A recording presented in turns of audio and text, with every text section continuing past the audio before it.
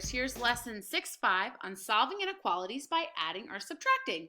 If you add and subtract the same number on each side, the relationship does not change. So when we graph them, I just want you to know that if you have an open circle, then that just means, and if the direction's pointing this way, it just means less than. If you have an open circle and it's pointing that way, then it would mean greater than. If you fill in your circle, then it means greater than or equal to, and if it's filled in and pointing that way, it's greater than or it's less than or equal to. Okay? And so this symbol less than, this symbol greater than or equal to. We put that equal sign under it.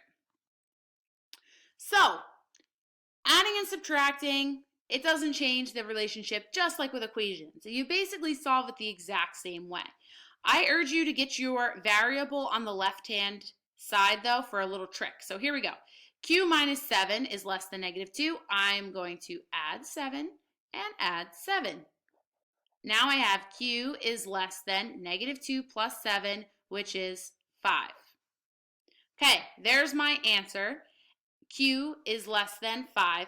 Now we gotta graph it, okay? So the way we graph these, we just do a number line, put a line in the middle right there, and label that whatever your answer is. Okay? Do one up, one bigger, one down, one smaller. Now you're going to draw a circle right where this is. And now you have to decide whether or not you're going to fill it in. If it has an equal sign under it, then it gets filled in. If it doesn't, then it doesn't get filled in. It stays open. It's called an open circle. And then you're going to shade all the answers that make this true. So Q is less than 5. So think, is 4 less than 5? Yes. So that should be one of the solutions, which means that the arrow is going to go in this direction. Is 6 less than 5? No. So 6 will not be one of its solutions.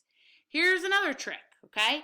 If your variable is on the left-hand side, this makes an arrow showing you which way to make your graph. Okay? So because it's like that, it's going to go that way. All right, I'm going to do another one over here. I just want to graph something for you that shows something different. What if I wanted to graph x is greater than or equal to 2? So I'm going to do a line here. I'm going to do 2. Here's going to be 3. Here's going to be 1. This is where my circle is going to be. And I am going to fill it in because it's or equal to. And then this direction shows me which way to make my arrow. And that only works because my x is over here. If this said 2 is less than or equal to x, I would have to switch it. And when I put my variable over here, I would switch the sign. All right, over here we got example B. I want you to solve this one. So you're going to get u by itself, and then you're going to graph it. And just a reminder, we'll do one more over here. If I ended up with an answer that said negative 5 is less than x, okay, my trick isn't going to work for this one. So here, we're still going to label negative 5. One bigger is negative 4. One smaller is negative 6. And then I'm going to make my circle. I'm not going to shade it because this one isn't equal to it.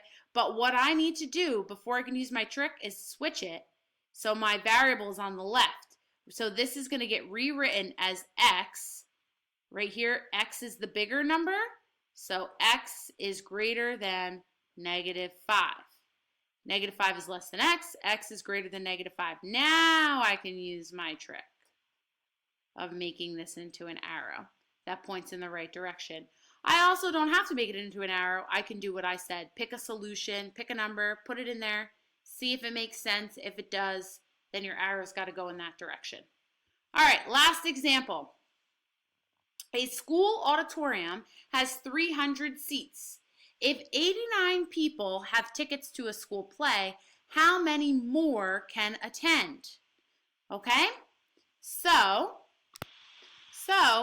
we have 89 people already have tickets, plus we don't know how many more can. Together, those added together have to be less than or equal to 300 seats, right? So we want to know how many more can attend. Minus 89, minus 89. M is less than or equal to 211.